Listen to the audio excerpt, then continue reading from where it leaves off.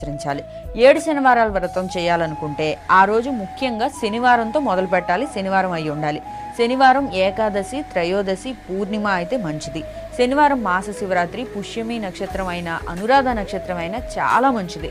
ఈ ఒక్క వ్రతం ప్రారంభానికి శ్రావణ మాసంలో మొదలు పెట్టడం లేదా ఆషాఢ మాసంలో మొదలుపెట్టి శ్రావణంలో పూర్తయ్యేలా కూడా ప్లాన్ చేసుకోవచ్చు. శ్రవణ నక్షత్రం వారైతే శ్రావణ మాసంలో ఈ వ్రతం చేసుకుంటే విశేషమైన ఫలితం ఉంటుంది. 7 శనివారాల వ్రతం నియమాలు ఏ విధంగా ఉన్నాయో ఇప్పుడు తెలుసుకుందాం.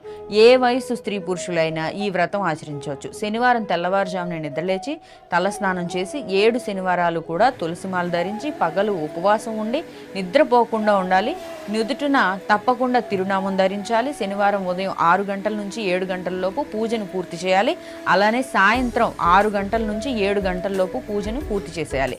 ప్రతి వారం ఒక అతిథిని పిలిచి ఆ గోవిందుడిగా భావించి అరిటాకులో గాని విస్తరాకులో గాని